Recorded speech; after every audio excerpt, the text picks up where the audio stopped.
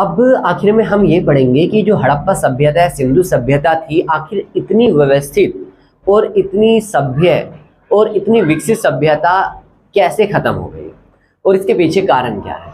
देखिए, सिंधु घाटी सभ्यता के खत्म होने के कारण कई हैं। इतिहासकार और जो पुरातात्विकविद हैं वो इसके अलग अलग कारण मानते हैं। पहला तो ये है कि जलवायु कारण, और जलवायु कारणों में सबसे पहला है बाढ़। ऐसा माना जाता है कि सिंधु घाटी सभ्यता और यानी सिंधु नदी और इसकी जो सहायक नदी थी उनमें बाढ़ आई होगी और उस बाढ़ के परिणाम स्वरूप इलाके दर इलाके जलमग्न हो गए होंगे। उनके बहुत ज़्यादा पशु, ढोर डांगर और उनकी जो घर थे वो जलमग्न होकर नष्ट हो गए होंगे। दूसरी बात ये मानी जाती है कि सिंधु सभ्यता के अंतर्गत सूखा पड़ा था। सूखे के परिणाम स्वरूप नदियां सूख गई थी, जिसके कारण उनके जो जानवर थे, उनकी जो खेती व्यवस्था थी वो सब नष्ट हो गई होगी। बहुत सारे लोग भूखे मर गए होंगे।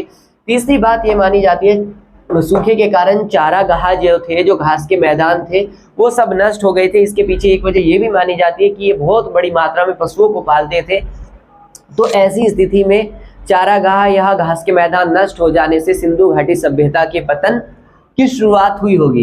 दूसरा कारण ये माना जाता है पलायन की स्थिति। पलायन दो स्थितियों में माना जाता है। पहला तो प्राकृतिक कारणों की वजह से सिंधु घाटी सभ्यता के लोगों ने पलायन किया होगा, जिसमें तीनों कारण है। पलायन का मतलब एक जगह को छोड़कर दूसरे जगह पर चले जाना। दूसरी वजह यह है बाहरी तरफ से आक्रमण होना।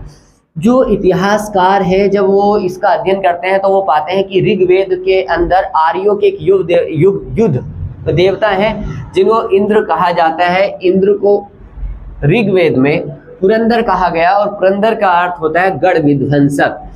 साथ ही साथ ये भी बात है कि मोहनजोदड़ो में सन 1925 में खुदाई के दरमियान सामूहिक कंकाल मिले, जिसमें यह माना गया कि स्त्री, पुरुष और बच्चों का सामूहिक नरसंहार किया गया होगा। इन सब के परिणाम स्वरूप सिंधु घाटी सभ्यता का अंत हो गया होगा।